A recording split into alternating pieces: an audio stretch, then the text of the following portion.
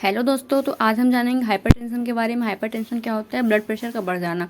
जब blood pressure बढ़ जाता है तो उसे हम बोलते हैं हाइपरटेंशन। तो नॉर्मल ब्लड प्रेशर कितना होता है? 120/80। अगर 120/80 से ज़्यादा ब्लड प्रेशर हो जाता है तो इसका मतलब ब्लड प्रेशर हमें हाइपरटेंशन हो गया है, ऐसे हमें समझ जाना चाहिए। तो जो 120 होता है उसे हम सिस्टोलिक ब्लड प्रेशर बोलते हैं, और जो 80 होता है नीचे वाला उसको हम बोलते हैं डायस्टोलिक ब्लड प्रेशर। 120/80। हाइपरटेंशन हम कैसे समझते हैं कि हमें हाइपरटेंशन हो गया है? तो जब भी अगर हाइपरटेंशन 120/80 से ज़्यादा हो जाता है, अगर जैसे ऊपर वाला 120 के बजाय 140 हो गया, 80 के बजाय 90 हो गया, तो हम समझ सकते हैं कि हाइपरटेंशन हो गया है, ब्लड प्रेशर बढ़ गया है। ज़रूरी नहीं है कि सिर्फ जो सिस्टोलिक ब्लड प्रेशर होता है ऊपर वाला वही बस बढ़े, नीचे वाला भी अगर जैसे ऊपर वाला 120 ही रहा है और नीचे वाला 80 की जगह 90 हो गया या फिर इससे ज़्यादा हो गया तो हम समझ सकते हैं, इसको भी हम बोल सकते हैं कि हमें हाइपरटेंशन हो गया है। अब बात करते हैं हम टाइप्स ऑफ हाइपरटेंशन की। तो कितने टाइप्स होते हैं इसके? 2 टाइप्स होते हैं।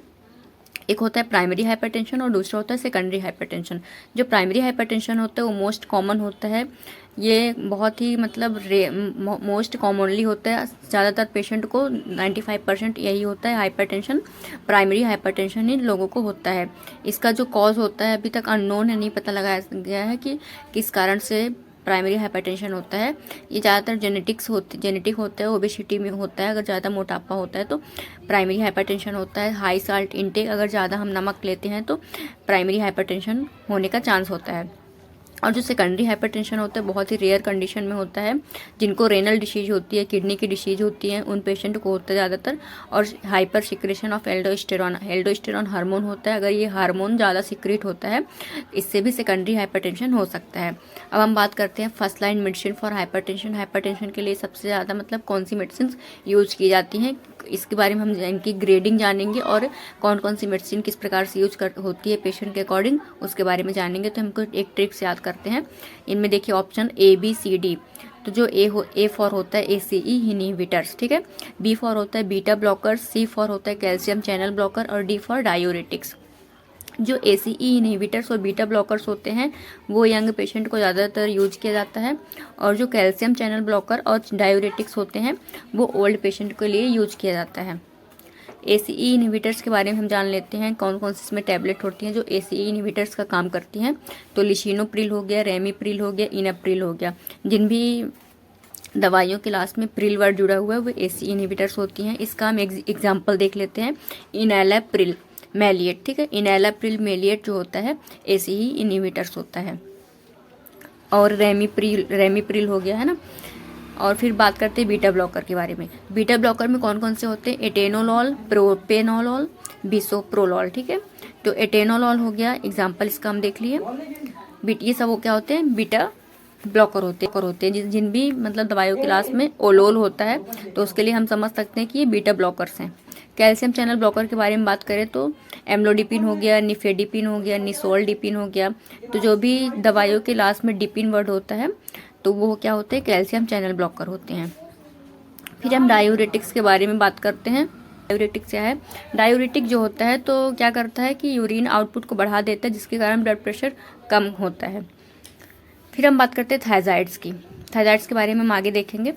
अब हम देख लेते हैं हाइपरटेंशन की स्टेजेस क्या क्या होती हैं। तो प्री हाइपरटेंशन होता है, स्टेज फर्स्ट होता है और स्टेज सेकंड होता है। तो प्री हाइपरटेंशन क्या होता है? जब जो सिस्टोलिक होता है ना तो 120 to 139 मतलब 120 से ज़्यादा अगर हो जाता है, और नीचे वाला जो डायस्टोलिक होता है वो 80 से बढ़ जाता है ज़्यादा, 90 तक अगर हो जाता है तो उसको हम बोलते हैं प्री हाइपरटेंशन। और स्टेज फर्स्ट में क्या होता है कि जो ऊपर वाला सिस्टोलिक होता है ब्लड प्रेशर होता है वो 140 से ज़्यादा 160 तक अगर हो जाता है तो उसको हम क्या बोलते हैं? स्टेज फर्स्ट बोलते हैं। और जो डायस्टोलिक होता है वो 90 से 100 तक हो सकता है। और जो स्टेज सेकंड होता है वो अगर 160 से ज़्यादा हो जाता है तो इसमें क्या होता है? स्टेज सेकंड होता है। और नीचे वाला डायस्टोलिक अगर 90 से ऊपर होता है, 100 से ऊपर होता है तो उसको हम क्या बोलते हैं? Stage second hypertension. लास्ट होता है थर्ड स्टेज जो होता है इमरजेंसी होती है, उसको हम नेक्स्ट वीडियो में देखेंगे। फिर हम बात करते हैं कि प्री हाइपरटेंशन और ये जो भी स्टेजेस हैं हाइपरटेंशन की, इसकी लाइफस्टाइल मॉडिफिकेशन किस तरीके से, कौन सी मतलब ग्रेडिंग दी जाती है दवाइयों का, किस तरीके से दवाइयाँ पेशेंट के अकॉर्डिंग देते हैं, उसके बारे में हम जानेंगे।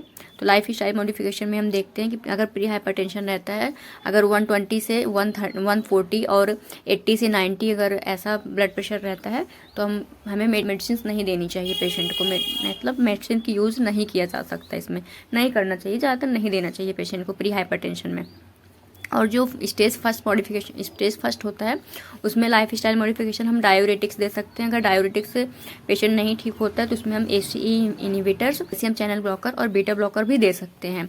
और जो स्टेज सेकंड होता है इसमें हम कॉम्बिनेशन थेरेपी देते हैं। जो भी लाइफ स्टाइल मॉडिफिकेशन देते हैं तो इसमें हम जो भी टैबलेट देते हैं, थेरेपी देते हैं, तो उसमें कॉम्बिनेशन देना पड़ता है, जैसे डायूरेटिक प्लस ACE और बीटा ब्लॉकर और कैल्शियम चैनल ब्लॉकर साथ में देना पड़ता है। तो जैसे एक टैबलेट एग्जांपल देती हूँ, जैसे एम्लोडिपिन हो गया, एम्लोडिपिन प्लस एटिनोलोल।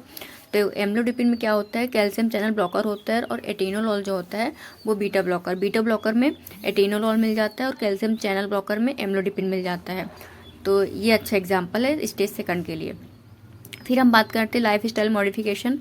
हम किस तरीके से अगर लाइफ स्टाइल अपनी चेंज करते हैं तो हमें हाइपरटेंशन की प्रॉब्लम ना हो, तो उसके बारे में हम जानेंगे। तो सबसे पहले बात करते हैं वेट रिडक्शन की।